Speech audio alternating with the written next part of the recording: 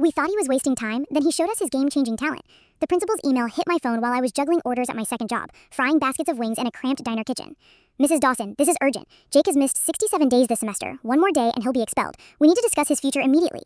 I told my manager I had a family emergency and bolted, still smelling like grease and onions. At home, my husband Mark sat worn and defeated. Laid off months ago from his engineering job, his decade of experience wasn't enough in this brutal economy.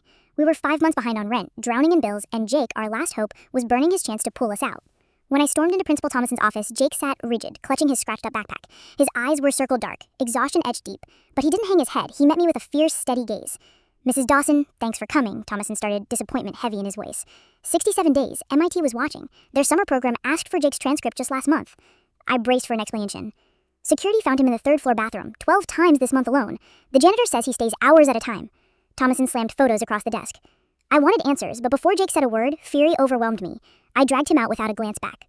The drive home was silent, except for ragged breaths and our old Corolla rattling along. Mark was at the kitchen table, still in the suit from yet another failed interview. His fist slammed the stack of overdue bills, scattering them like leaves.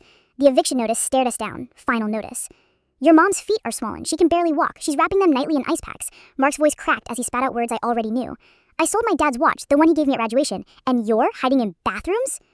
Jake's whisper broke through, bitter, broken. It's not what you think. I'm not playing games. I'm working. Working? I spat. Roblox Premium? Every month while we water down dish soap to make it last? While your dad stands in food lines with his master's degree? You're wasting your life in a bathroom stall like an addict. For a moment, shame flickered on Jake's face, then resolve. He opened his Lent Chromebook, one the school gave to students in need. Look, his hand steady. I heard you crying that night. 3 months ago, 2 a.m. You told Dad we have 6 months before eviction. I swallowed the lump choking my throat. I heard Dad's unemployment ran out. The hours cut at your job. You skipping dinner so I could eat breakfast? Jake showed us Blender, a 3D modeling program loaded on the browser. He wasn't wasting time. He was making virtual clothes called UGC, user-generated content for kids' games. He took us through his painstaking work. Wings glowing with light, swords pulsing with fire, halos sparkling like stars.